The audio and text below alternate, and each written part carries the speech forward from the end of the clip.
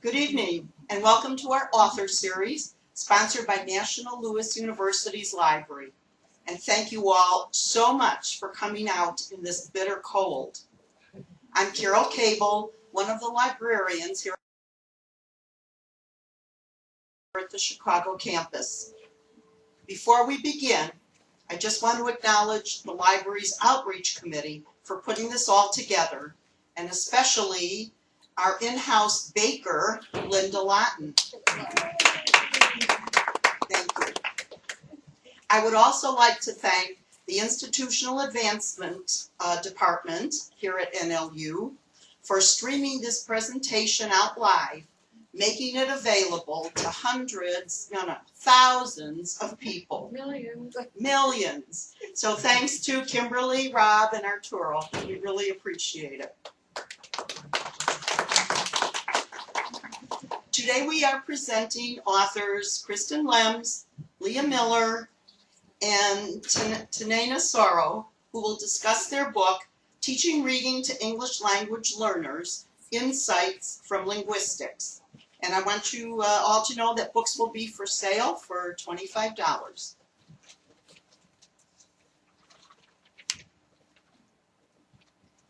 Dr. Kristen Lems is professor in the ESL Bilingual Education Program at National Louis University, where she directed a 5-year grant from the U.S. Department of Education in ESL teacher education in DuPage County. I think I have to put my glasses on. I'm going to take mine off. The print gets smaller.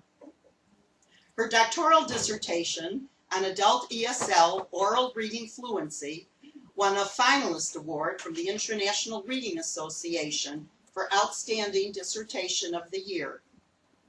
Dr. Lems spent 2 years as a Fulbright Scholar in Algeria doing in-service training of post-secondary EFL teachers and wrote a book on EFL methods for the Peace Corps. She is also a professional folk singer and sings for children in schools and libraries in several languages, including Farsi, which she learned teaching in Iran.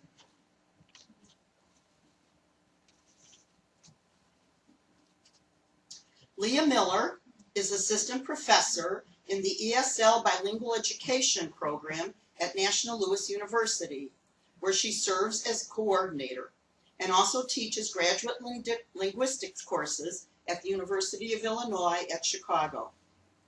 She is on the board of Illinois TESOL/Bilingual Education, where she heads its awards committee and serves as a consultant on issues related to ELL assessment and the WIDA standards. She has presented at numerous conventions, meetings, and other prestigious venues. She has a keen interest in content area ESL and linguistics, and, along with Kristen Lems, co-directed a Department of Education grant in ESL teacher education. Besides reading research, Ms. Miller's passions include spending time with 4 grandchildren and Jervis the cat, reading dictionaries, and doing lots of other things.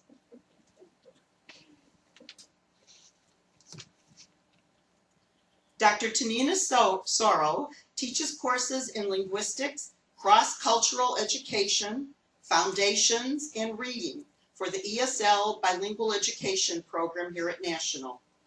He has also taught courses in ethics and philosophy, linguistics, and social science at Columbia College, Northeastern Illinois University, and Northwestern University. Dr. Soro's dissertation included a linguistic analysis of his native language, Sabari? Shabari, thank you, and he is proficient in 6 additional languages. He has presented on linguistics and ESL linguistics and ESL topics at state and national conferences, including TESOL and the American Educational Research Association.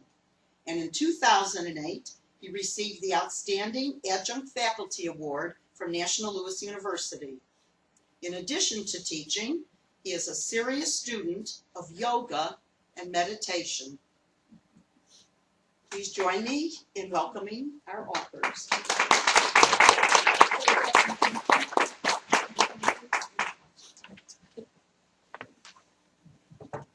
Thank you very much, Carol Cable. We are thrilled to be doing this presentation this evening, and especially because we know that we have an audience out there in cyberspace. Hi. We're glad you're safe and warm at home, and we're very pleased that you can tune in as well.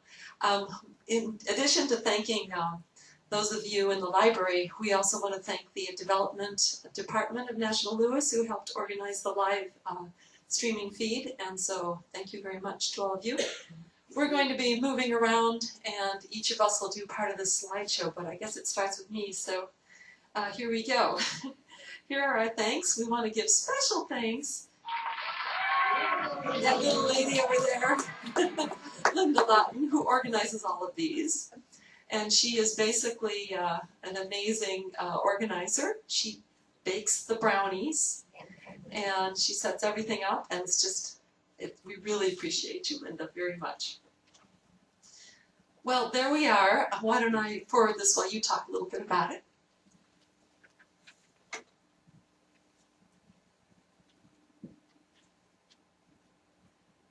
There we were on Memorial Day, Labor Day weekend, okay, 4 o'clock in the morning, we had to have, you're not the only ones to do things at the last minute, right?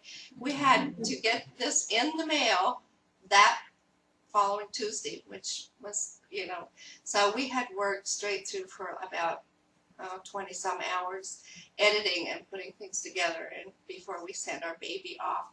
And so, yeah, we looked a little strung out, a little mad. Back there was when we were editing. We edited and edited, working many hours at the North Shore campus. And we wanted to thank our students. Our students have given us a lot of input into what they want in a good book for reading. This is kind of a weird combination of reading and linguistics together. And we've had, as all of you know, your NLU students are the best, right? So we've had a lot of great input from our students, and we really appreciate it. And many of us, former students, continue to send us things and say, thought you'd like this for your next book. So thank you, everyone, and thanks for coming tonight. These are the students that were actually cited in our book for putting in mainly classroom activities that they do with their children. That's Jervis. Jervis the cat, I wish. So, who's doing the big ideas? Oh, I'm doing the big ideas, okay. What we're going to do is just give you a little overview about how the book's put together, and then we will break it down. Our first chapter, our first 2 chapters are based on that awful T-word theory. Where you have to learn a lot about the theory of reading, the theory of second language acquisition, the influences of your first language on learning to read and write in English.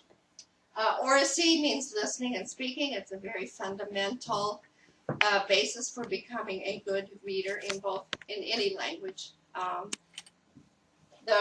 We talk a lot about orthographies, which are the spelling and writing systems of different languages, and how that really affects ELLs who are already literate and may or may not have used the Roman alphabet as we do in the most of the Western countries. So it's a very important variable for being literate in a second language, being literate in English. Morphology is how words are put together. This is my favorite chapter. I think maybe Tanena's too. I'm not sure, but we both like morphology. And so Kristen's okay on it. And that's what morphology is, and how you put little morphemes together and get new words or different words. Tonight we're going to do word formation because it's probably our most fun chapter. And you'll see what that is in a minute. L2 fluency is, of course, fluency is a big issue with all readers, and it's particularly an issue with ELLs because they tend to read slower. And so we have, suggestions of why this is the case and and how to accommodate for ELLs learning and even being proficient readers, what their fluency is going to be like. You can do everything you want. You can decode, you can read fast, but if you don't know what you're reading about, then the whole thing is a waste for you. You know, you don't get anything out of it. That's what comprehension is. What are you getting out of what are you reading? And the last one is learning to write for your own purposes and for academic success, and it's geared towards writing with ELLs. So that's the 9 chapters in our book. This is what it looks like. Now what? Okay. So here we go. This is kind of an overview of Chapter 6. We have had a great deal of fun putting this into a book. And, you know, our students are constantly writing us and saying they thought of us when they saw some new word. And there are so many ways that you can make new words in English. And these are just an example of some that appeared on the internet. Probably they change so fast that even though Sudoku might have looked exotic to us a couple years ago, now it's a routine word. We just know it as an English word because it's a puzzle that so many of us do. It's a Japanese word. How about chocotherapy? Anybody practice chocotherapy? Possibly?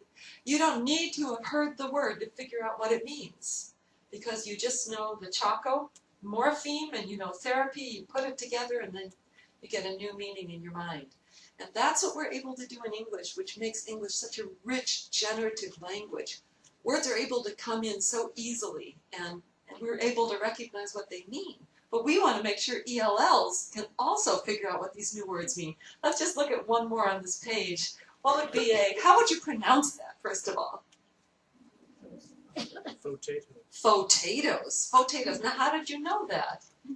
What does that remind you of that made you say potatoes? Faux fake. Faux. Faux. I just know faux. You know, Like faux. fake fur. Faux fur, faux pas, etc. So we know that there's something false or fake, and then so when we see it with potatoes, we immediately know it's some kind of fake potato. So all the time we are sort of evaluating new words that come in and kind of making good educated guesses about what they might mean. And we're going to show you what some of them mean that will help you later. Here are some that we've seen in the last day. Right? Kimberly Michelson, who helped organize this evening, pointed out that she's heard all of these in the last 2 days. How would you pronounce this, do you suppose? Snow and geese? Oh my God. But maybe when we finish our presentation tonight, you'll not only know that you understand these words, but you might be able to figure out what kind of new word formation in English they represent. So there are a dozen ways to make new words in English we're going to show you this evening. And if you speak another first language or another second language, you'll find that you'll think of examples of these same word formation types in other languages too. Here's the first one, and it's called coinage, when you coin a term. Also neologism. A neologism or coinage is when a completely new word is made up from scratch to suit certain purposes. And of course the creative departments of the drug companies and the car companies are working overtime to always come up with just the right new neologism. Often they're invented by companies that have a new product. So very often they don't have any recognizable root at all in them. They're just brand new. Xerox doesn't look like anything that has to do with copying, but now we say, I'm going to go Xerox it, even if it's not a Xerox machine. Vaseline, formerly called petroleum jelly, that's right. So that when the generic one comes out from the drugstores, they can't call it Vaseline because that's still the company name. They call it petroleum jelly. Kodak, Kleenex, Band-Aid, nylon, all of those miracle fabrics from the 1960s, Orlan, rayon, nylon, all of those invented. And the lon really doesn't mean a thing, but we sort of see enough of them and then you think maybe it has something to do with fabric. And a cute little story about Kodak, I'm going to let Leah tell. So we thought Kodak was kind of a weird word in a way, and we didn't know if it came from the Kodiak bear or if it really was a made-up word or where it came from. So I got on the internet, you know, our source of all knowledge, and it's actually really quite interesting. Eastman, who invented or created the first little Kodiak camera,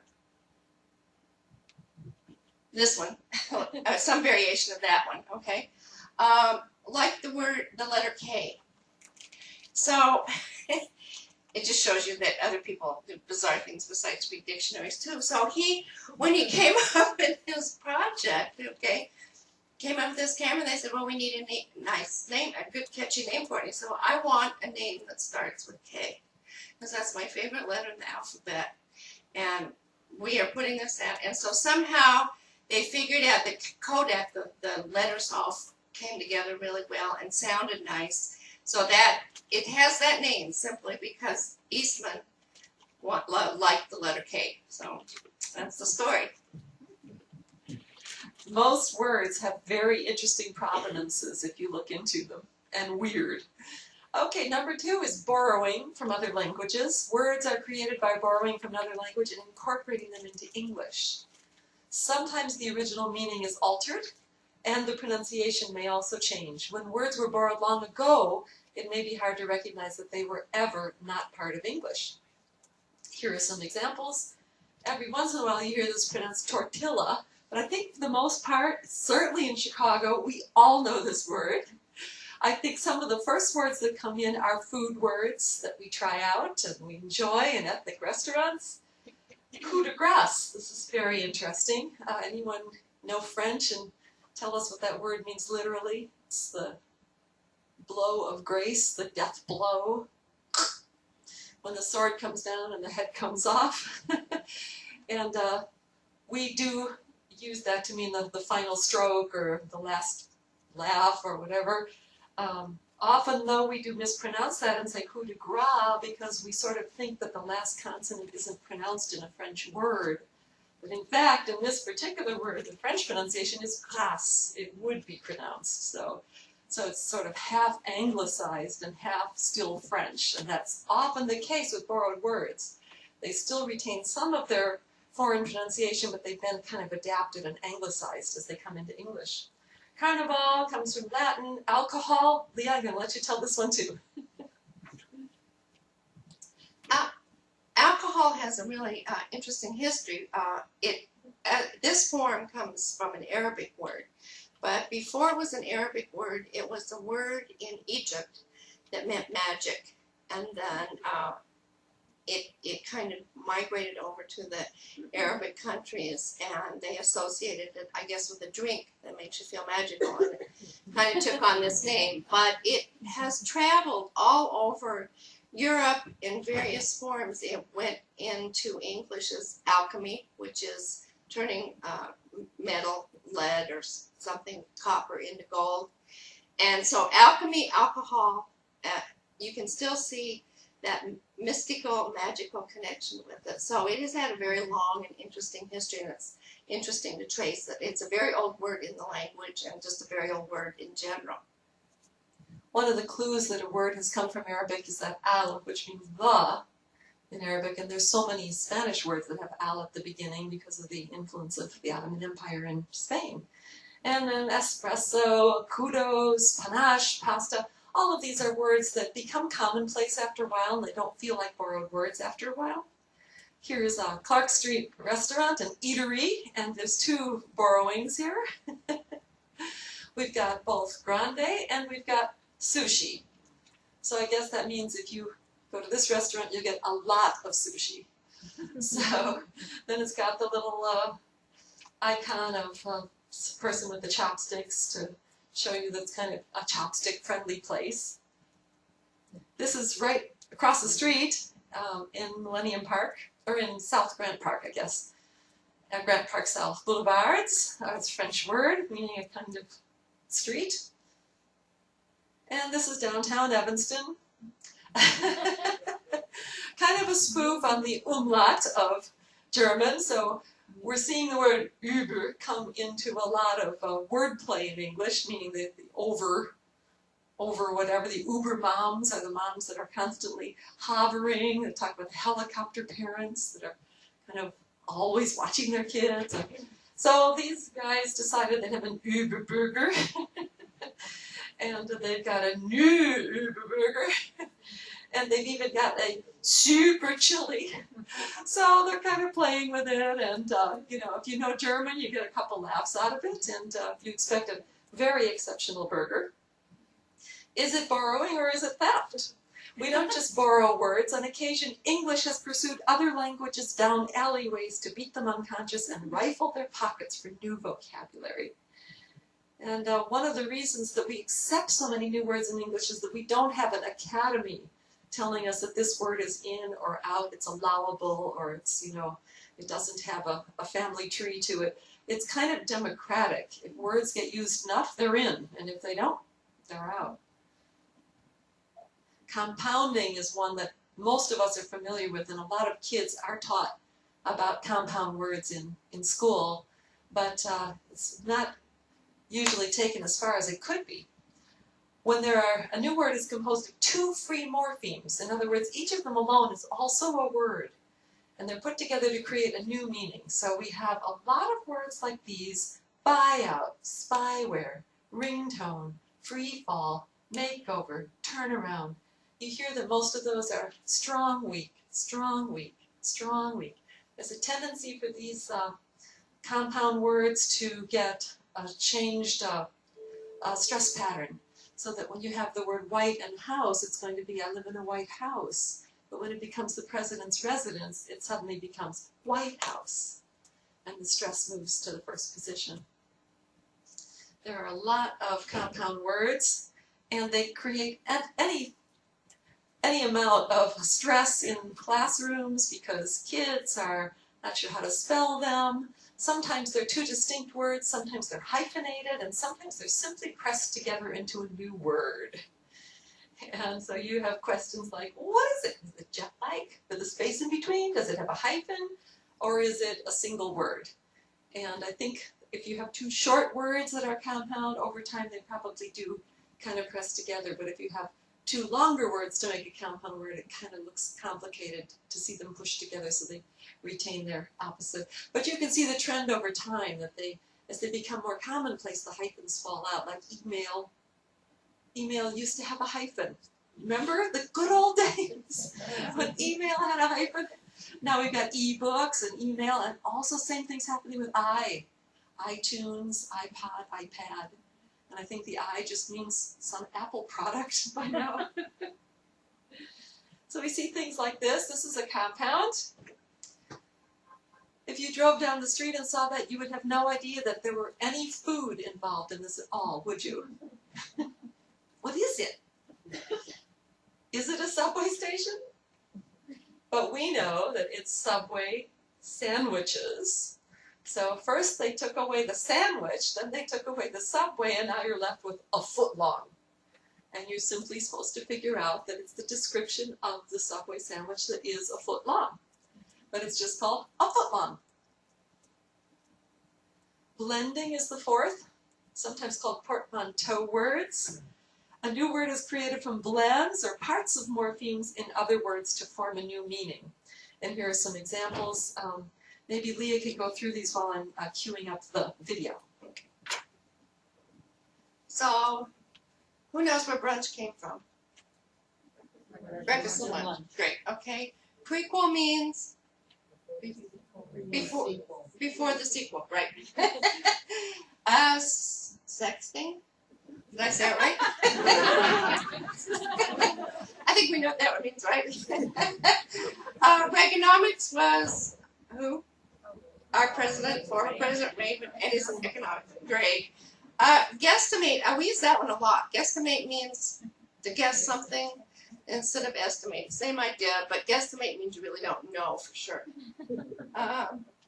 Bankster, is that a person at a bank? A gangster working in a bank. Oh, a gangster. It's been a long day. A gangster working in a bank. See, I can't remember. Okay. And indie rock is rock rock music that's done by a band that's not affiliated. Not at, maybe in India too, but I don't think so. And this cute little labradoodle is a cross between a poodle and a lab. Okay. And now, are you ready to do Mictionary? Okay.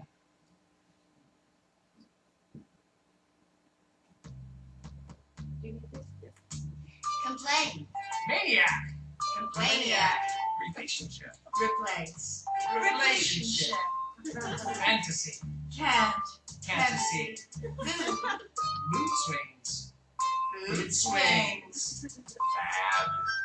Absolutely. Absolutely. Radar. Weird. Weirdar. Benefits. Friend. Benefriend. Mixed. Dictionary. Mictionary. These are such fun, and there are so many of them.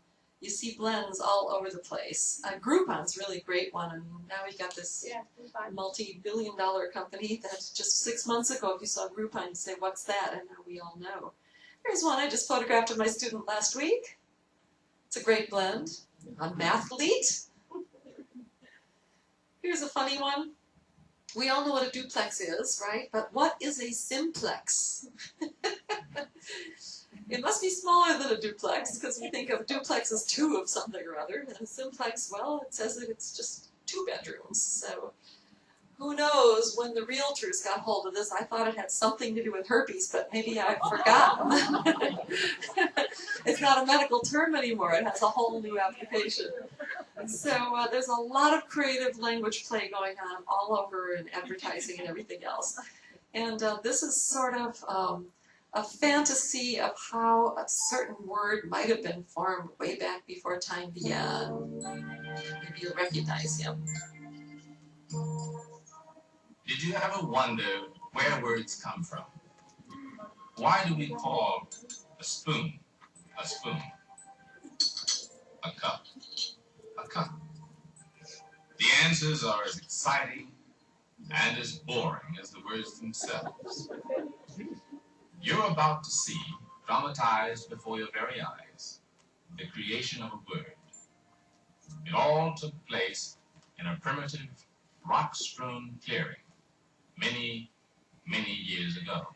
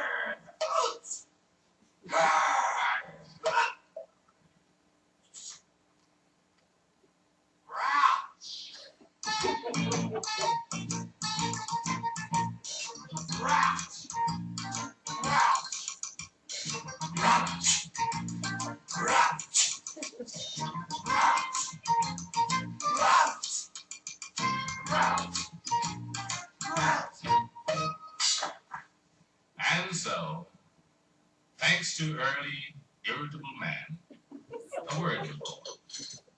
The word grouch. Try it on the next nasty, rotten-tempered person you meet.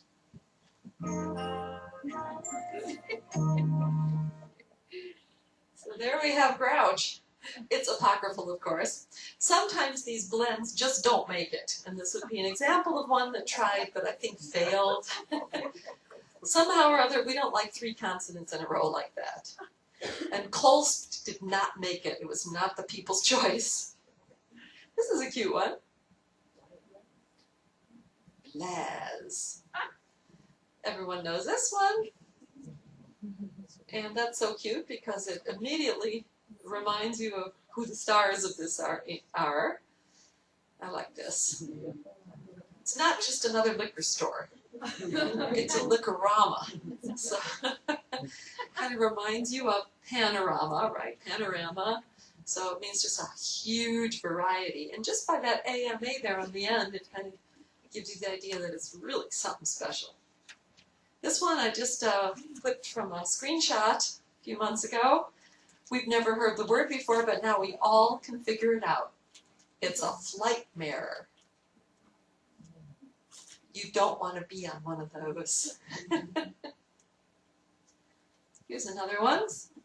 Captured this one in Indiana. Autism Palooza. So, what do you suppose happens at an Autism Palooza? Well, I guess we all know Lollapalooza, so a palooza must be a big event of some sort, some kind of celebration or whatever.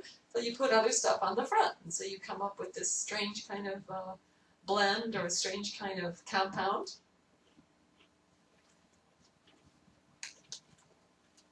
It's a blogversity. Kind of awkward, but you do know what it means, don't you? You just know. It's the anniversary of a blog. Anyone know what this stands for? This is clipped. This is a blend, rather.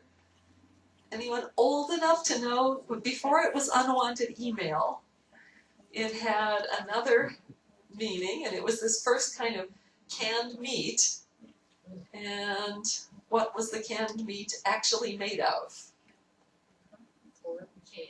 Ham is part of it. What's the other half? What? You got it. Spiced ham. Yes, that is what Spam actually is. It's a blend of SP and ham. Okay.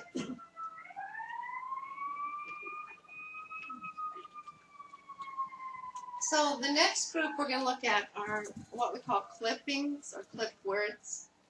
They're words that start out in a long form, and then because we are inherently lazy when we talk, we get them smaller and smaller. So this is a list of them. Pro could be what? Professional. Okay. Prof. We all know what a prof are. We got three of them right here, right? Professors. Glam. I like that word. That's a kind of neat word. It means what, everybody? Glamorous, right. Glam is glamorous. Op-ed. An op-ed is what? In the newspaper, right? It's an editorial that gives an opinion. You find them in the New York Times. This is where I think that word actually probably came from. Lab. Laboratory. No one says, I'm going to the laboratory anymore. I'm going to lab, right?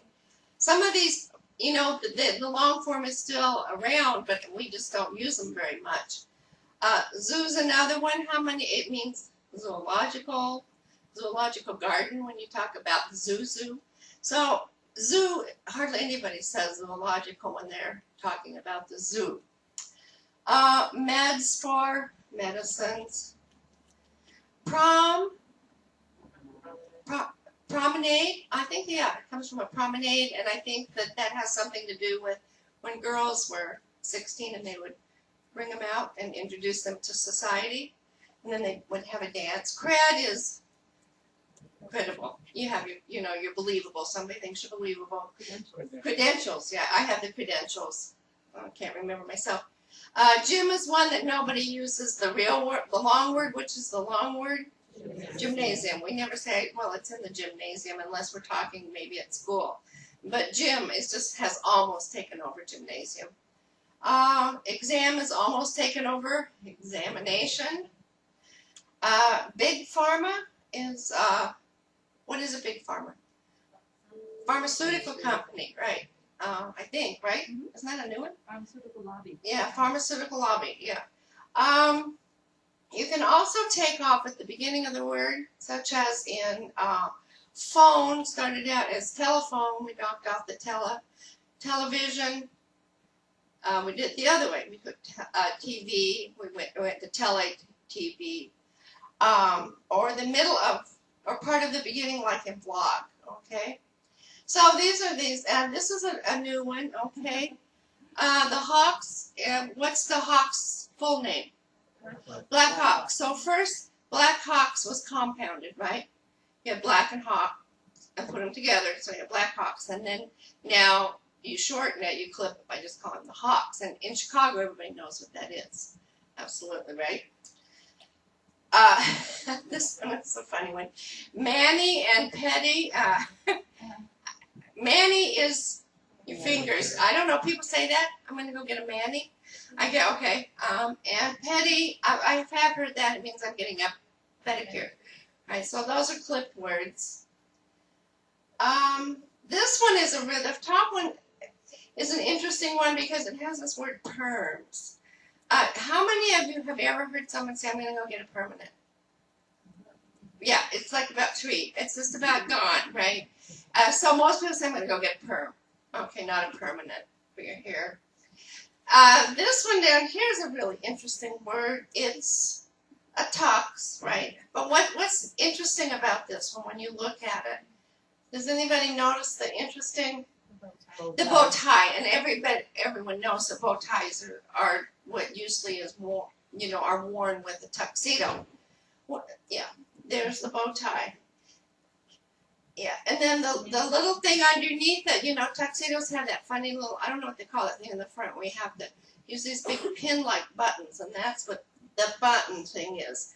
But what that really is, underneath it, it's Men's Warehouse bought out a tuxedo company, a store, Jade, and then took that Men's Warehouse, put it in the logo to look like a tuxedo bow tie, and they came out. This is a very clever one. Very clever. So that one. This one, I think, has another kind of interesting one. The camo, what is camo a clip from? Camouflage, right. So to make hair coloring, a little bit more masculine when what women would use. So they associate camo with camouflage. And instead of dyeing your hair, coloring your hair, you camouflage the gray or whatever. So that's an interesting one that they clipped out too and used. So those are a lot of clippings. Okay, our next one's an acronyms. What an acronyms are and how you remember the difference between an acronym and abbreviation. An acronym is a word. It becomes a word. Okay? Abbreviations often don't. So some of these radar, scuba, PIN. Does anybody know what PIN stands for? Right. See, so you probably know. Zip code. Anybody know what zip code stood for originally? I think you know, Tanina, what? Zone. Zone improvement plan. Okay. So zip code's been in the language for so long now that hardly I know Tanina's the only person I know that knows what that means, and second language learners are good for that, okay? I didn't know what POTUS was. What is a POTUS? Or who is a POTUS? The president, and that's because it came out of West Wing, that TV series, where they always called him POTUS. And we were always teaching at night, and I never watched that. So I had never even heard that word, but now I see it everywhere.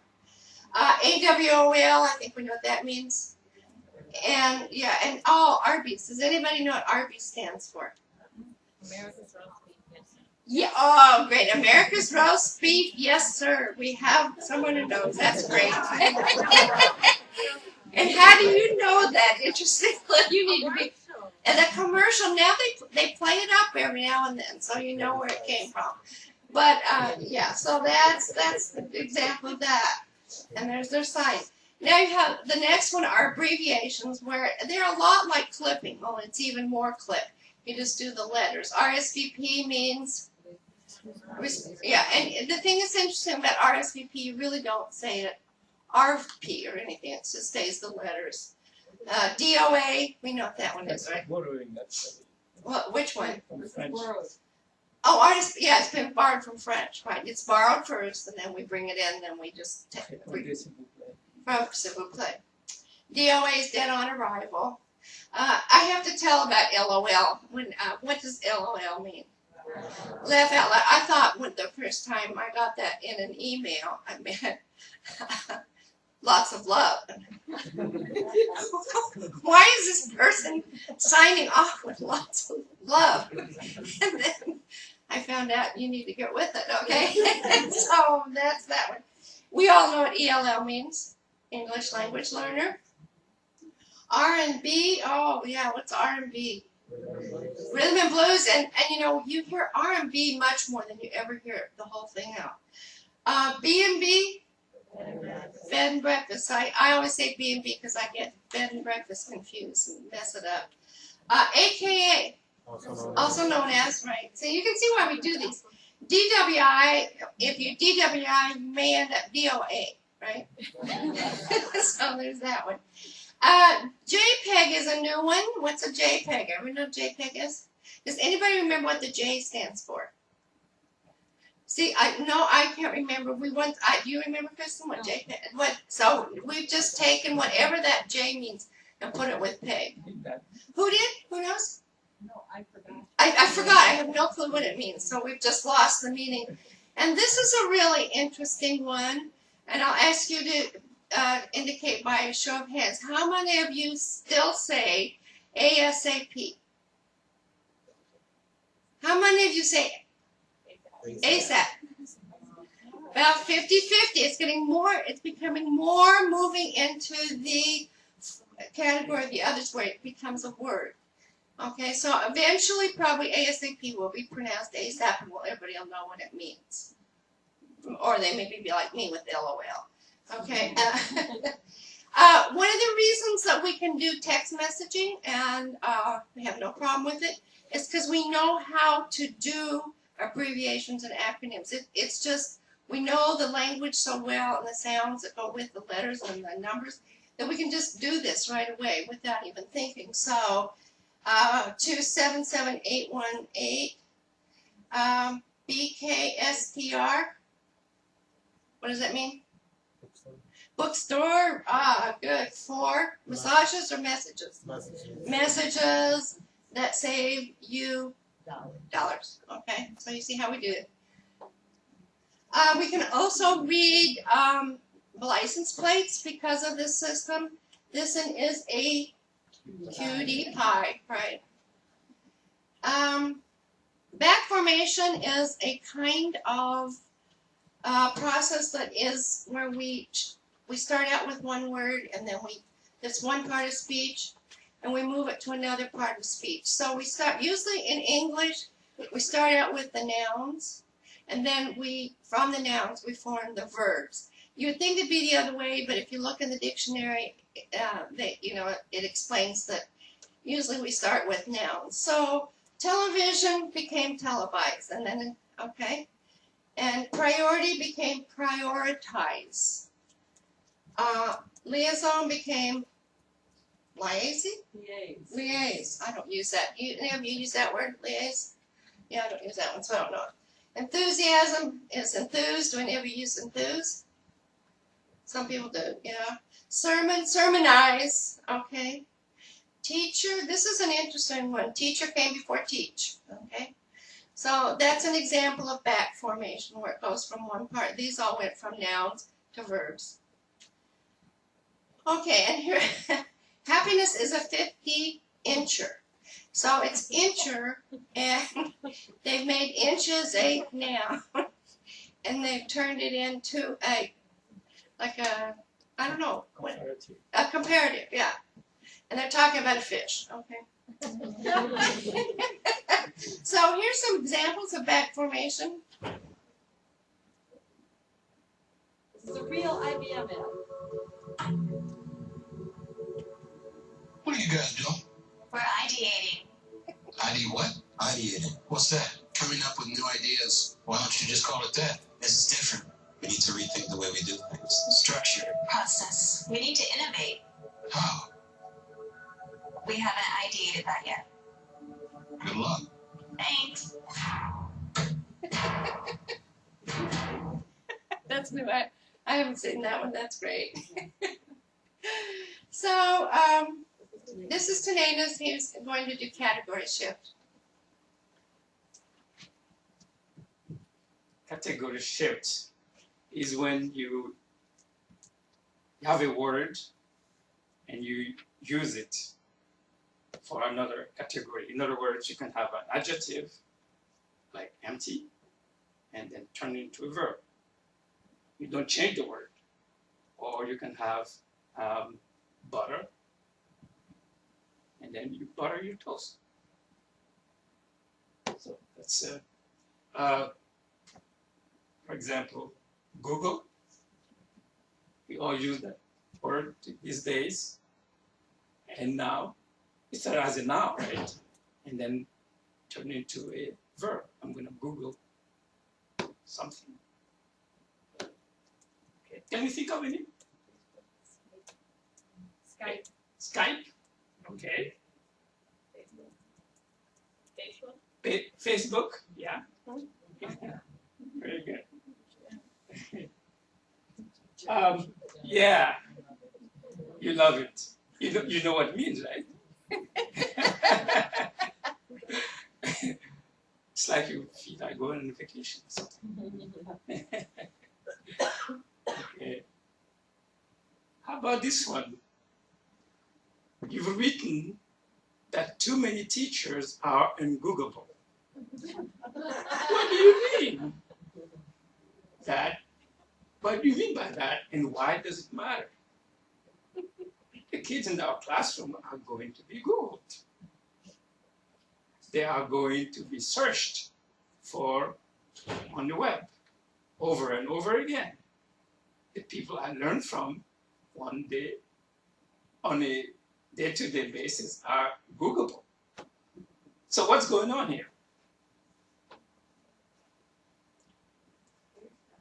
Started with Google, and then we have a morpheme, or you can call it a prefix, and then we added another suffix here, a suffix here, which made it into an adjective. So you see there are many processes going on here. And here, we turned, as we said earlier, the noun into a verb. Same thing here. Derivation. Very good. Paired words. That's where you have two categories. On the left here, what happens is that you have kind of the repetition of the same thing, but you change the first consonant, like in helter-skelter, willy-nilly, bow wow. How about this one? What do you think it means? Slow motion. Very good. The second category is you have a change in the vowel. Second word. Hip hop, mishmash, wishy-washy, seesaw, ding dong. Okay. You know what this is? Any guesses? This used to be an amusement park. You know this story. You know it too. No, come on.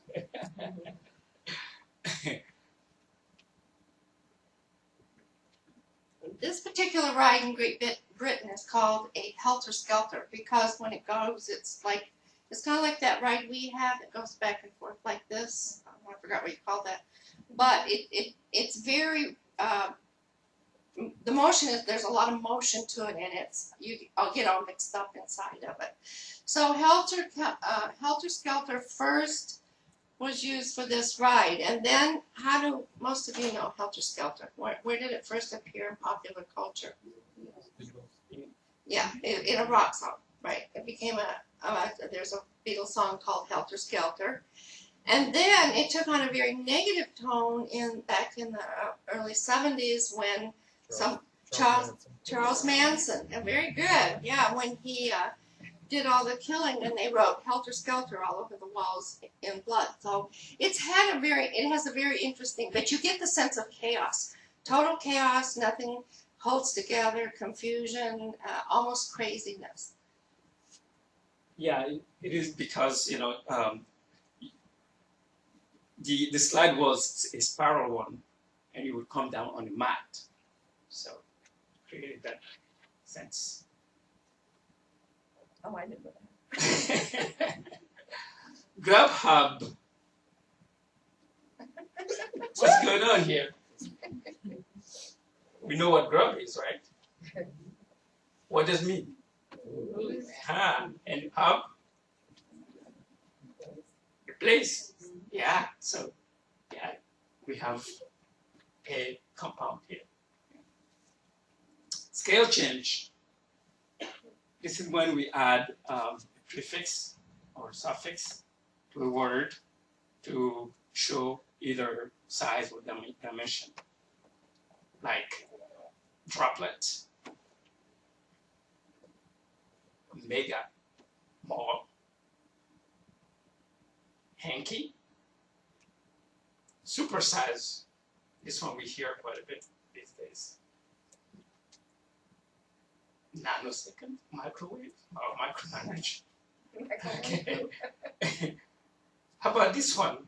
Hanky. Any ideas?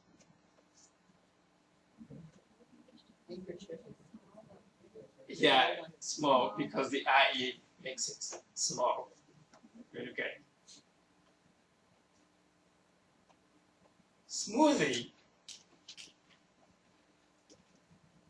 That's an interesting one. What happens with smoothies?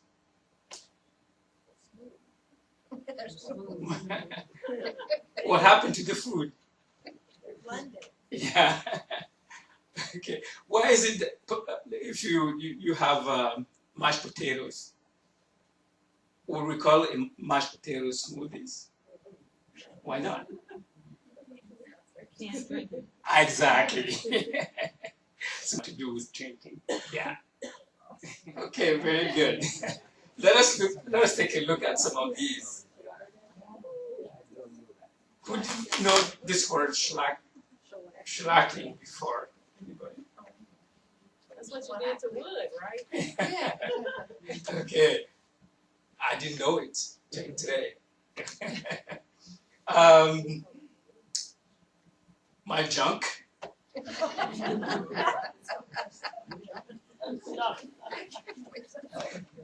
That one I just learned to do.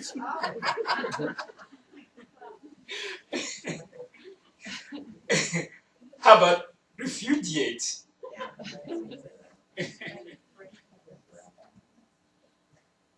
Examples of blending there, right? Isn't double dip ice cream? It is an ice cream. Yeah, exactly. Yeah. Or it's when you take a tortilla and eat it and go back in. Okay. Multiple processes. This is when all the processes we've talked about so far, you can combine them in many ways. Example, when we go to the store, we may say, I'm going to the deli section.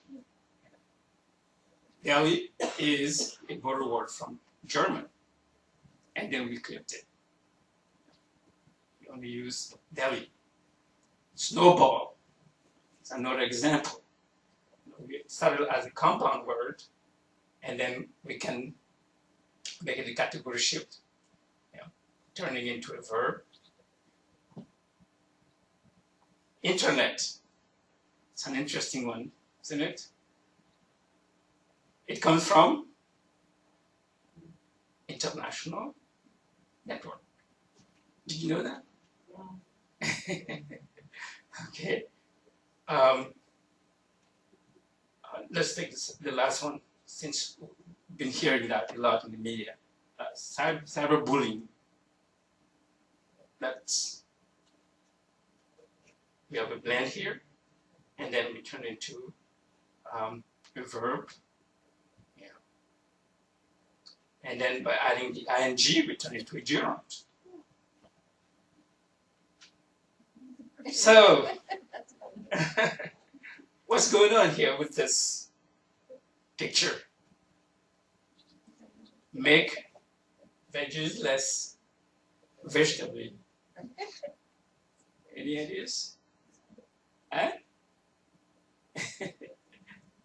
Veggies is what?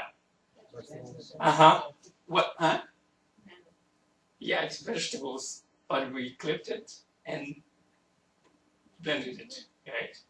And vegetable, we made it into an adjective. Okay. Would someone read this? Two of us? Yeah. Two of us. What are you doing? I'm editing the dictionary.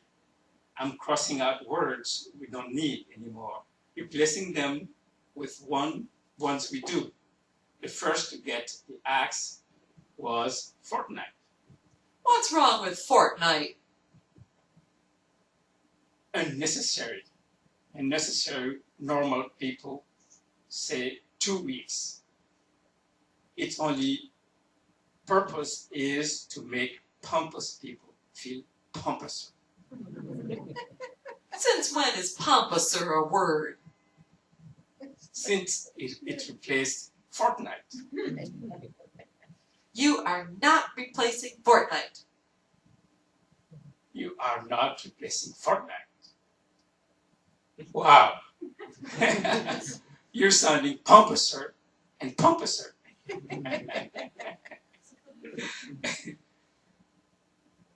So,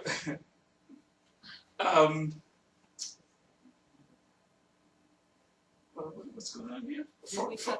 Yeah, we will call it fortnight. We'll see. And I'm going to pass the mic now to Kristen for classroom maps. That's it on our 12 types of new words in English, and we'd like to give you a chance to ask us any questions that you might have.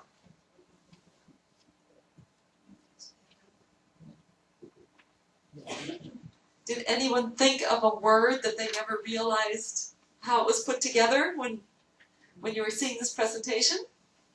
Internet. What is it? Internet. I didn't Internet. it was international.